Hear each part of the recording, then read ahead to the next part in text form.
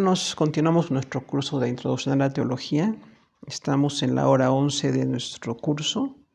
El tema es Antropología Bíblica. Vamos a ver el concepto del hombre en la palabra del Señor. Nuestro material empieza con un texto que dice: solo Dios puede revelarse a sí mismo. Este conocimiento infalible ha llegado hasta nosotros a través de las Sagradas Escrituras. De la misma fuente derivamos el punto de vista de Dios respecto al hombre. Esta perspectiva es la única, suficiente y verdadera, pues ¿quién puede conocer mejor al hombre que su Creador? Entonces, cuando nosotros hablamos del hombre, hay muchos enfoques. Usted verá que hay antropología desde el punto de vista de ciertas ciencias, y todas quizás tengan algunos puntos de vista respetables, pero nosotros hablamos del hombre desde la perspectiva de la palabra de Dios. Por eso el tema es antropología bíblica. Entonces, en este primer tópico que vemos, decimos que como la palabra de Dios nos revela quién es Dios, también nos está dando una idea establecida de quién es el hombre según la palabra del Señor. En estos días, cuando las filosofías falsas representan de forma errónea la naturaleza del hombre, es importante que estemos fundamentados en la representación correcta. Entonces, bueno, viendo cómo las filosofías hablan del hombre, hay muchas ideas de los hombres respecto a todo el poder que pueden tener, las capacidades. Hay algunas filosofías que ensalzan mucho al hombre, tanto que parece que el hombre es el centro del universo. Y hay otras que lo llegan a denigrar. Hay ciertas acusaciones o ciertas descalificaciones que se dan de acuerdo a algunos puntos de vista religiosos o sociales. Pero nosotros queremos ver exactamente lo que dice la palabra del Señor. Entonces vamos a estar mejor capacitados para entender las doctrinas también del pecado, el juicio y la salvación, basados en lo que dice la palabra respecto a los hombres. Si el hombre es, como dice la palabra del Señor, creado por Dios, entonces tiene necesidad de salvación, tiene necesidad de redención. Y bueno, vamos a ver que tiene muchas cualidades, pero también tiene la gran caída en el pecado como naturaleza pecaminosa. El origen del hombre decimos que es una creación especial, hecho a imagen y semejanza de Dios. Esto está en Génesis 1, 26 y 27. Dice la palabra del Señor: entonces hagamos al hombre a nuestra imagen, a nuestra semejanza, conforme a nosotros y señoree. Entonces, este versículo es el inicio de la revelación respecto a los hombres, porque nos dice que fuimos creados a la imagen y semejanza de Dios. O sea, el ser humano no es una criatura más, aunque los evolucionistas tienen muchos enfoques, tienen muchos análisis, pero nosotros como cristianos decimos, bueno, la palabra del Señor dice que el hombre es una criatura totalmente distinta de las demás, porque es el único que tiene la imagen y la semejanza de Dios en sí, que vamos a explicar enseguida. El Génesis 1:27 dice: y creó Dios al hombre a su imagen, a imagen de Dios lo creó, varón y hembra los creó. Entonces vemos también aquí cómo se enfatiza nuevamente que estamos hechos a la imagen de Dios. Se enfatiza esa idea dos veces y dice que nos creó hombre y mujer. Aunque aquí la traducción en español hembra, a veces también aparece la traducción varona, por la idea de que, bueno, la palabra hebrea para hombre es ish, I-S-H, pero mujer es isha, I-S-H-A-H. Entonces, por eso la traducción al español a veces dice varona, y también la palabra hembra pues no es muy aplicable en nuestro español actual, pero la palabra establece entonces que Dios creó a un hombre y a una mujer, pero los dos estamos hechos a la imagen de Dios. Los dos tenemos la imagen de Dios, reflejamos algo de Dios, y bueno, vamos a ver algo de eso un poquito también. La imagen es la apariencia que Dios tenía destinada desde la eternidad para el Señor Jesucristo. Y con este prototipo formó al hombre. Entonces, si decimos estamos hechos a la imagen de Dios, se refiere a una apariencia, a la apariencia de lo que iba a ser el Señor Jesucristo, porque en ese momento no estaba encarnado, pero en la mente de Dios ya estaba totalmente la imagen de quién iba a ser el Hijo de Dios. Y bueno, la forma humana que tomó Jesús al encarnarse realmente nos muestra el gran amor que tiene Dios por nosotros, y también que tenemos una imagen muy distinta de las demás criaturas porque Dios se encarnó como un ser humano, como un hombre en este caso. Entonces, ese prototipo de la imagen de Jesús fue la base para que Dios creara a Adán y a Eva. La idea de la semejanza se identifica a una similitud en carácter. Entonces, si la imagen es algo así respecto a la apariencia, la semejanza habla mucho de cómo somos semejantes en carácter con Dios. ¿Qué cualidades tenemos por la naturaleza puesta de Dios en nosotros? Tenemos ahí algunos puntos. El primer punto dice un parentesco con Dios. El género humano es el único de quien se afirma bíblicamente que es hijo de Dios. El vocablo griego antropos, hombre, se forman las palabras que significan el que mira hacia arriba y con ellos observa la naturaleza espiritual a semejanza y con necesidad respecto a Dios. Entonces, sí, el hecho de que diga que somos semejantes a Dios en su creación, como creación de Él, somos muy similares en el carácter.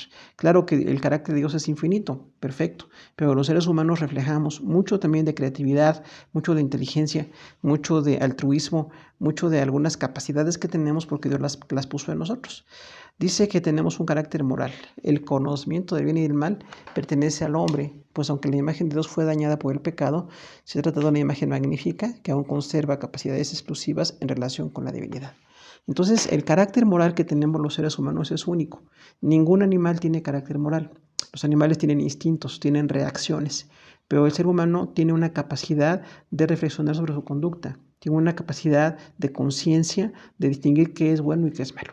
Desde que Adán y Eva pecaron, conocemos exactamente qué es bueno y qué es malo. Entonces tenemos esa relación moral con Dios, el carácter nuestra forma de comportarnos puede ser calificada o puede ser reprobada por Dios porque estamos hechos a la imagen de Él como ninguna otra criatura. La razón por la que Dios delegó en el hombre la capacidad de autocrítica y heterocrítica, en las cuales están implicadas las funciones cerebrales y morales sofisticadas. Entonces, esta razón de la semejanza respecto de Dios, se dice que Dios nos delegó una capacidad. La autocrítica es la capacidad de analizarnos a nosotros mismos y la heterocrítica es poder analizar a los demás. Entonces los seres humanos sí podemos calificar las acciones propias, todas buenas y malas las podemos calificar, pero también de nuestros semejantes. Nos damos cuenta que hay personas que están viviendo con justicia y personas que viven en injusticia. Y se dice que entonces ahí hay funciones cerebrales y morales muy sofisticadas. O sea, el ser humano sí tiene esa creación especial de parte de Dios para tener esas responsabilidades. Tenemos funciones cerebrales que nos llevan a criticarnos a nosotros, a criticar a los demás y calificar los actos como buenos o malos. Y también entonces la moral del hombre es muy sofisticada, porque decíamos, no puede ser nada más instintiva como los animales, sino que como imagen de Dios, como semejanza con el Señor, tenemos entonces también una responsabilidad moral con Él. La inmortalidad dice que Dios decidió hacer al hombre un ser inmortal, lo cual en Cristo ha sido restaurado al plan original del Creador. Entonces decíamos, tanto los ángeles como los humanos somos inmortales, porque tenemos principio y no tenemos fin. Pero Dios no tiene principio ni fin, por eso Él es eterno. Entonces nosotros, los seres humanos y los ángeles, no somos eternos, pero somos inmortales. Y bueno, cuando Dios nos dio ese principio al crearnos con Adán y Eva, ese plan que Dios tenía de salvación, de comunión, de que le sirvamos permanentemente, se dañó. Toda la caída, todo el pecado nos ha llevado a estar lejos de Dios, pero Jesús restaura esa posibilidad de estar sirviendo a Dios, de vivir para Él y de ser responsables para con Él. Entonces los cristianos sí tenemos una gran responsabilidad para con el Señor. En esa inmortalidad que nos ha dado, tenemos una bendición, pero también un gran compromiso de presentarnos delante de Él. El dominio sobre la tierra dice que señorear fue la palabra que Dios utilizó para designar la actividad humana en la tierra. Las capacidades únicas provistas para ello se lo demuestran. Entonces, cuando Dios dice en Génesis señorear la tierra, habla de que somos administradores. Los seres humanos somos los administradores de la tierra delante de Dios. Por supuesto, los que no conocen del Señor, no tienen idea de una comunión con Dios, no saben la responsabilidad que tienen, pero los hombres administramos la tierra. Tenemos la capacidad. A veces administramos muy mal algunas áreas, otras áreas parece que sí se administran bien, pero ya como creyentes nosotros somos mayordomos. Tenemos que estar al servicio de Dios, administrando todo para Él, y la idea de señorear no es que tengamos para nosotros mismos una gloria, sino que estemos administrando para Dios. Somos administradores de lo que Dios nos ha dado, la vida, la familia, el matrimonio, los hijos, el trabajo, los ministerios que tenemos, todo lo que Dios nos ha dado, somos administradores para darle cuentas a Dios de todo ello. La naturaleza del hombre, el punto 2 de nuestro tema es, en la palabra de Dios se enseña que el hombre está constituido por una dicotomía, o sea, 3 partes, las cuales son nombradas espíritu, alma y cuerpo. Primera de los Tesalonicenses 5:23. Entonces, hablando de la naturaleza del hombre, ahora ya no nada más como creación, sino esencialmente cómo fuimos creados, tenemos 3 partes. Tenemos el espíritu, el alma y el cuerpo. Entonces, tenemos ahí el espíritu humano, dice que viene de la palabra griega neuma, que es espíritu o viento. Entonces, sí, la palabra muchas veces, Antiguo y Nuevo Testamento, dice que los hombres tenemos un espíritu. De hecho, cuando Dios le dio al hombre aliento de vida, dice que sopló en Adán aliento de vida, ¿no? Entonces, Génesis 2:7 nos habla de esa parte vital que tenemos con Dios. Es algo muy notorio ver que a ninguna otra criatura Dios sopló aliento de vida en ellos. Los creó, pequeños o grandes, pero todas las criaturas no tienen el soplo de Dios directamente. El único que Dios tomó el tiempo, tomó el hecho de dar un soplo en la nariz de Adán, fue para darnos noción de cuán importante es el ser humano. Entonces, los hombres tenemos en el espíritu una parte vital. Tenemos la capacidad de estar vivos por el espíritu que Dios puso en nosotros. También una de las funciones que mantenemos con vida en el espíritu mientras estamos en el cuerpo. Cuando morimos, el espíritu vuelve a Dios, quien lo dio. Dice Eclesiastés 3:1, que el espíritu vuelve a Dios, quien lo dio. Entonces, decimos que el espíritu de nosotros, además de que fue el soplo de Dios desde Génesis 2:7, también una de las funciones es que nos mantiene con vida. Los seres humanos tenemos una vida espiritual delegada por Dios.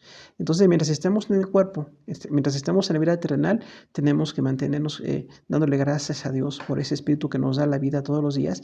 Y cuando muramos, bueno, nuestro espíritu ya no nos queda como parte constitutiva, vuelve a Dios quien lo dio, quien finalmente lo creó y lo dio. El punto 3 dice que en esta parte constitutiva del ser humano está la conciencia de Dios y del mundo espiritual. Números 27:16, Job 32:8 y Salmos 51:10. Entonces, en el espíritu está el conocimiento de Dios. La capacidad de discernir la presencia de Dios y la obra de Dios está en nuestro espíritu. Ningún ser vivo tiene esa capacidad. Los seres vivos tienen belleza o tienen diferentes cualidades o diseños, pero ninguno de los seres creados por Dios tiene conciencia, salvo el ser humano. Entonces, cuando nosotros tenemos conciencia de Dios y del mundo espiritual, estamos reflejando que tenemos espíritu. El gran problema de las personas que no conocen la palabra de Dios, que no aceptan la redención, es que tienen un espíritu que está muy abierto a otras manifestaciones. Podrían ser cuestiones demoníacas o cuestiones de alguna situación falsa en lo espiritual o religioso. Pero los cristianos tenemos entonces la convicción de que estamos muy conscientes de quién es Dios por nuestro espíritu. Nuestro espíritu nos hace sentir la necesidad de Dios, la presencia de Dios, nos hace discernir todo lo espiritual. Entonces tenemos esa capacidad única porque Dios puso ese espíritu en nosotros. En el espíritu surge la obra de Dios en el hombre. El Espíritu mismo da testimonio a nuestro espíritu de que somos hijos de Dios, dice Romanos 8:16. Entonces, en el espíritu, así como está la parte del conocimiento, de poder percibir las cosas de Dios, también surge la obra de Dios. La obra de Dios en nosotros está dándose origen o da inicio en el espíritu. Es allí donde empieza la necesidad de salvación.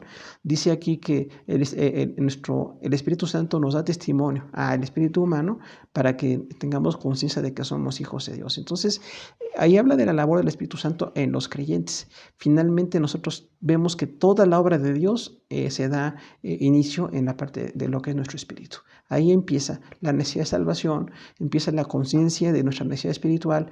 Todo lo que percibimos en lo espiritual y como cristianos se da en el origen, en el espíritu. Entonces, ahí tenemos la base de todo lo que nosotros somos como creyentes.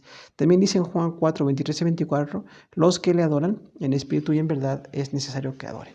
Entonces, cuando Jesús habló con la mujer samaritana, le decía, no es en un templo, no es en un lugar o un país. Los que adoran a Dios tienen que hacerlo en espíritu y en verdad. Entonces, ahí habla de dos declaraciones. Adoramos en espíritu porque tenemos la capacidad. Los seres humanos tenemos la capacidad de adorar por el espíritu que tenemos. Pero también tenemos que adorar en verdad, o sea, andar en la verdad, conocer la verdad, discernir la verdad. Entonces nosotros sí tenemos esa capacidad fuera de las demás criaturas. La única creación de Dios que tiene conciencia y capacidad de esa comunión, de ese nivel de comunión, somos los seres humanos. Tenemos esa conciencia y la adoramos y de verdad ahí, pues decíamos, surge la obra de Dios en nosotros. También cuando predicamos el Evangelio, finalmente es ahí, en el Espíritu, donde empieza la gente a sentir su necesidad de Dios o a aceptar el Evangelio. Hablando de la segunda parte del espíritu del hombre, así como la primera es el espíritu o neuma, la segunda es psique o alma. El alma es identificada como la personalidad real del hombre, compuesta por intelecto, sentimientos y voluntad. Entonces, muchas personas dicen aquí que hay cierta coincidencia con las personas que estudian psicología o psiquiatría cuando hablan del ego, cuando hablan del yo. Se dice que es el ser interior, que no es material, pero que identifica todas las partes del ser humano. Entonces nosotros tenemos una personalidad que es nuestra alma. Ese yo verdadero está ahí en el alma. Y como tal, bueno, nosotros tenemos la capacidad de buscar al Señor, de tener conciencia de la necesidad que tenemos de Él, pero tenemos intelecto, sentimientos y voluntad. O sea, la inteligencia que tenemos los seres humanos es una parte de nuestra alma. La inteligencia de todo lo humano, todo lo que tenemos como parte de la experiencia personal, de la experiencia cotidiana, viene por el intelecto. Tenemos una capacidad de entender que está en el alma. Los sentimientos también están en el alma. Entonces, tenemos una bendición muy grande con los sentimientos, pero hay que manejarlos con mucha sabiduría. Que los sentimientos no nos nos impidan hacer la obra de Dios y que no sean lo céntrico. Lo central, realmente tenemos una bendición con los sentimientos, pero cuando de alguna manera cayamos en depresiones o en situaciones de sentimientos negativos, tenemos que pedir a Dios que nos ayude. Y que también los sentimientos no estén tan exacerbados. Tenemos que tener un equilibrio, pero son parte de nuestra vida. Y la vida sentimental de cada persona es única y posiblemente hay muchas clasificaciones, pero las personas tenemos sentimientos y bueno, tenemos que buscar qué sentimientos agradan a Dios y qué sentimientos no agradan a Dios. Y la parte de la voluntad es muy importante porque es el libre albedrío. Nosotros tenemos la capacidad de decidir sí o no cualquier situación en nuestra vida. El pecado mismo, el buscar a Dios, todo eso está en nuestra voluntad. Entonces nosotros tenemos ahí la voluntad como parte integral del alma. Intelecto, sentimientos y voluntad. El alma da individualidad al ser humano y le distingue de otros hombres y de los animales o cosas. Entonces finalmente sí, ese hecho de ser único como persona, consciente, está en el alma. Nos distingue, decíamos, de otras personas porque aunque seamos parecidos o diferentes, nunca seremos iguales a otra persona. No habrá dos personas iguales. Entonces el alma nos da individualidad y también nos distingue de los animales o cosas. Somos parte de la creación de Dios, pero una creación especial. El alma se expresa mediante el cuerpo, lo satura, recibe información de los sentidos y es afectada con ello. Dice ahí un versículo, Salmo 73, 12, se llenó de amargura mi alma y en mi corazón sentía puntadas. Entonces decíamos que el alma se expresa mediante el cuerpo. El cuerpo realmente es la expresión del alma. El cuerpo tiene las funciones que veremos enseguida, pero lo que le da motricidad, lo que le da valor a lo que está pasando en el cuerpo viene desde el alma. Es en el alma donde surge todo lo bueno y todo lo malo que tenemos. Entonces dice que se expresa el alma mediante el cuerpo. Poder usar parte de nuestro cuerpo para expresar cualquier situación viene desde el alma y dice que lo satura. Entonces el cuerpo está saturado por el alma, aunque no son idénticos, pero sí el alma está llenando todo lo que es el cuerpo, se expresa a través del cuerpo. Y es interesante porque como el alma es inmaterial, no tiene forma de que sea visible, salvo que el cuerpo refleja algo de lo que está pasando en el alma. Y dice que se recibe información de los sentidos y es afectada con ello. Entonces todos los sentidos del cuerpo se conectan a la parte del alma para que tengamos una afectación a veces positiva o negativa, pero muchas situaciones llegan por los sentidos físicos que veremos enseguida en el cuerpo. El alma puede ser afectada para bien o para mal. Dice en Jeremías 4:19, mis entrañas, me duelen las fibras de mi corazón. Ahí hablando este profeta que se dolía por Israel, dice que sentía un dolor tan intenso como si le dolieran todas las entrañas, toda la parte interna de su cuerpo, pero realmente no era el cuerpo el que estaba doliéndose, era el alma. Entonces, por eso dice, aclarando mucho, me duelen las fibras de mi corazón.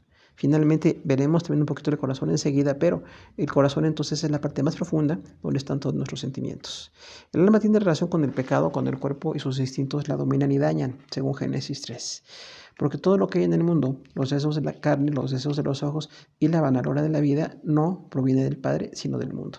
Dice 1 de Juan 2:16. Entonces, decíamos aquí que el alma cuando está dominada por el pecado, el cuerpo y los instintos dominan al alma. Finalmente gobierna el cuerpo. La palabra de Dios dice que hay una gran batalla para dominar. Si domina lo espiritual, la parte más de consagración para con Dios de parte nuestra, nos hacemos un poco más semejantes al carácter de Cristo. Empezamos a consagrarnos. Pero si dejamos que nuestra alma se sature por lo carnal, entonces empezamos a dejar que los instintos y el pecado nos haga daño, ¿no? Como dice ahí en Génesis 3 que cuando Adán y Eva cayeron en pecado, finalmente fueron totalmente afectados. La caída fue dramática y fue un daño total al ser humano. Hombres y mujeres nacemos dañados. Dios no nos culpa por lo que hizo Adán y Eva, pero sí nacemos con una tendencia al pecado. Aunque seamos muy pequeñitos, cuando llegamos a crecer se desarrollan esos instintos hacia lo malo, que es el pecado en nosotros. Solamente la obra de Jesús puede quitar esa obra de pecado y estamos luchando para ser más espirituales y menos carnales. Entonces dice ahí 1 de Juan, como decíamos, lo que está en el mundo, los deseos de la carne, los deseos de los ojos y la vanidad de la vida no proviene del Padre, sino del mundo. Entonces esa información que cotidianamente nos trata de llevar a las situaciones mundanas es una tentación. Y es una oferta para que nos dejemos gobernar por lo que el mundo dice. Pero ahí está la gran batalla del cristiano. Tenemos que resistir y tenemos que orar y buscar lo más espiritual, lo más excelente, para que nuestro espíritu sea fortalecido y nuestra alma, y que no nuestro cuerpo debilite al alma y al espíritu. El hombre sin Dios es llamado animal natural porque lo rigen sus instintos. 1 Corintios 1:14. El apóstol Pablo dice eso. Cuando habla de una persona que no conoce de Dios, dice que es animal o natural.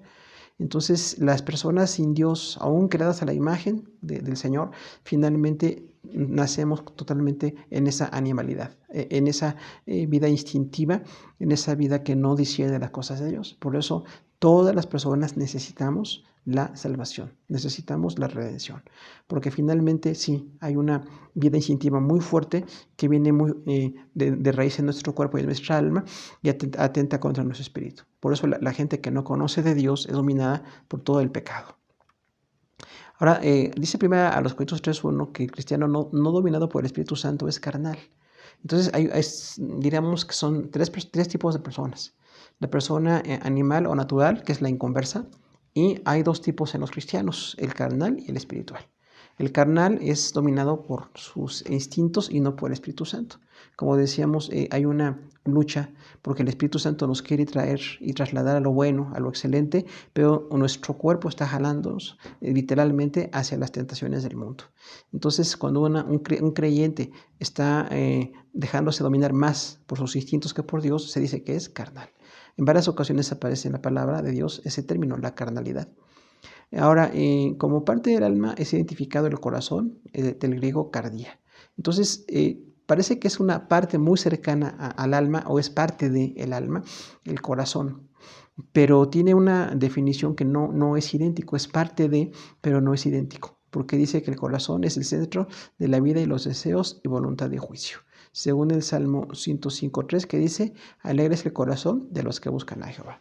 Entonces sí hay parte del alma y el corazón que van fusionadas en sus funciones, pero en nuestro corazón viene la alegría o los sentimientos a veces más tristes, más destructivos o los sentimientos más de exaltación. Ahí se dan mucho en nuestro corazón. El corazón es el centro de la vida y las emociones. Dice Hechos 2:46, comían juntos con alegría y sencillez de corazón. Entonces, el corazón como centro de las emociones y de la vida tiene un registro de todos los sentimientos que se dan alrededor y puede haber algunas situaciones muy buenas, como dice ahí en Hechos 2:46, que los creyentes comían con alegría y sencillez de corazón. O sea, en el corazón estaba la alegría para convivir y había una sencillez. Entonces, en el corazón pueden radicar muchas virtudes y muchos defectos. Porque así como aquí habla de alegría y sencillez de corazón, también en el corazón puede haber depresiones o puede haber soberbia de corazón. Entonces tenemos que dejar que el Señor haga una obra en nuestro corazón para que cada día estemos más semejantes a Cristo y menos semejantes a las cosas del mundo, y que están totalmente opuestas a lo que Dios quiere. El corazón es el eje de la vida moral. Dice Ezequiel 28:2, por cuanto se enalteció tu corazón y has puesto en tu corazón como corazón de Dios. Entonces decíamos ahí que realmente el corazón también es el eje de la vida moral para nosotros, porque ahí tenemos una posibilidad de caer en soberbia, como está describiendo ahí Ezequiel 28:2, y puede ser que haya enaltecimiento en nuestro corazón. La soberbia está haciéndonos creernos algo que no somos, o querer tomar el lugar de Dios, o tener una competencia muy destructiva hacia los demás, y entonces el corazón se vuelve muy, muy negativo. Entonces, por eso, como eje de la vida moral, en nuestro corazón nosotros queremos realmente cada día estar más en las cosas de Dios y menos en las cosas del mundo. El cuerpo es la tercera parte del ser humano, viene de la palabra griega soma. De ahí viene somático, ¿verdad? Y otras palabras de español. Entonces, se dice que el cuerpo es identificado como nuestra casa terrenal. Dice allí, segunda los Corintios 5:1, nuestra morada terrestre o tabernáculo. Entonces, realmente, como decíamos que el cuerpo tiene todo lo conocemos por la anatomía, por la medicina, por tantas ciencias y de hecho por vivir en el cuerpo. Conocemos muchas de sus funciones o la mayoría de sus funciones lo conocemos muy bien, los instintos, los 5 sentidos se expresan en el cuerpo. Entonces tenemos mucho conocimiento del cuerpo, pero realmente es una expresión de lo que hay en el alma y de lo que hay en el espíritu. Entonces nosotros tenemos que ver que sí, es una morada temporal, es una morada terrestre, hasta que el cuerpo sea regenerado para la vida eterna, renovado al estar en comunión con Dios, pero mientras lo tenemos aquí en la tierra, sí es como decíamos la expresión del alma y del espíritu. Es un estuche que guarda al espíritu y al alma. Nuestro cuerpo es templo del Espíritu Santo, dice 1 Corintios 6:19. Entonces, allí a los Corintios, en este capítulo 6:19, dice que nuestro cuerpo es un templo del Espíritu Santo. Entonces, es algo muy simbólico en la palabra de Dios que el cuerpo es como una morada.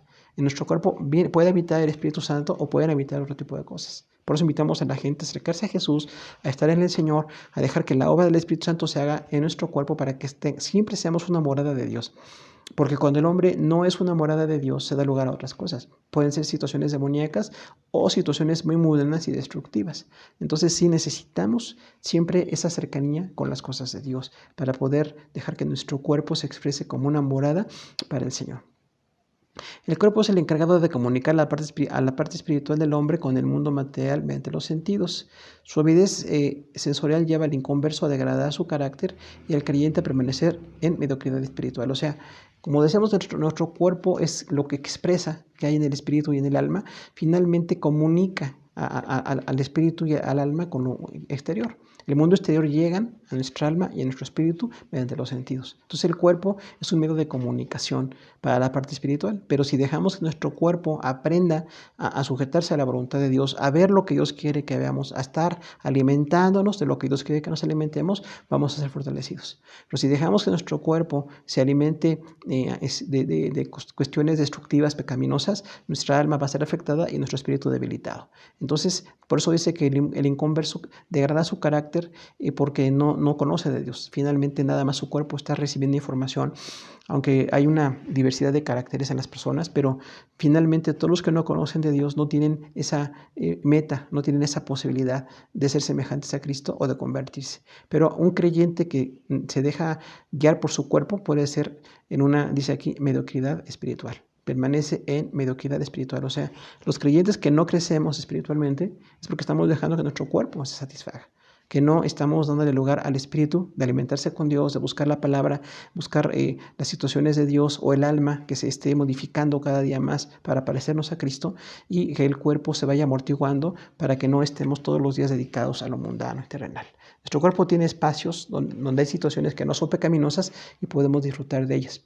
El descanso, la familia, todo lo que es santo delante de Dios, lo podemos expresar mediante el cuerpo. Pero también en el cuerpo, si dejamos que esa avidez sensorial nos lleve a estar buscando deseos o concedernos deseos o deleites que no están bien delante de Dios, lo que se llama pecado, según Gálatas 5, entonces nuestro cuerpo empieza a estar esclavizado del pecado. Recordemos eso, si dejamos que nuestro cuerpo decida, el cuerpo realmente no es un amo, es un esclavo. Es un esclavo de los sentimientos, de las situaciones de tentación que hay alrededor y por eso tenemos que estar muy conscientes de discernir y de evitar el exceso de nuestro cuerpo para que sea el espíritu y el alma que estén siendo fortalecidos. El cuerpo debe ser un agente para vivir una vida que agrade a Dios y ser instrumento de servicio destinado a la vida eterna. Entonces, sí, como nuestro cuerpo es la parte exterior de lo que nosotros somos, espíritu, alma y cuerpo, entonces dice que debe ser un agente para vivir una vida que agrade a Dios. Entonces el cuerpo va a expresar que agradamos a Dios si dejamos que el espíritu se fortalezca, si dejamos que el alma se fortalezca, entonces vamos a ser bendecidos y fortalecidos en lo espiritual. Y que nuestro cuerpo sea un instrumento para servicio, como dice la palabra, que nuestros miembros sean instrumentos para servir al Señor. Cada que predicamos, cada que evangelizamos, cada que oramos, cada que compartimos algo de Dios para los demás, dejamos que nuestro cuerpo sea un instrumento. Nuestro cuerpo puede ser instrumento para el pecado o un instrumento para Dios. Esa es la batalla que tenemos que luchar y bueno, siempre tenemos la bendición de que Dios nos ayuda, nos fortalece para que podamos ganar en esa batalla en lo espiritual. Entonces, que seamos un instrumento de servicio destinado a la vida eterna. Podremos entonces permanecer para vida eterna en nuestro cuerpo, manteniéndonos obedientes a la palabra del Señor, haciendo lo que Dios quiere con nuestro cuerpo, observar muy bien que la palabra dice que nuestro cuerpo lo podemos usar para muchas cosas que son buenas delante del Señor, pero evitando aquello que es el pecado, para que no seamos destruidos nosotros y los que nos rodean. Entonces, cada que nuestro cuerpo es usado para Dios, recordemos que somos un instrumento para que el Señor nos use para bendición personal, para bendición de nuestra familia, bendición de nuestra iglesia o de nuestra comunidad. Nuestro cuerpo puede ser utilizado para bien o para mal. La decisión siempre es nuestra. Pues hermanos, terminamos en este momento la lección de antropología bíblica, la hora 11 de teología, y pues les enviamos a todos un afectuoso saludo. Que Dios les siga bendiciendo.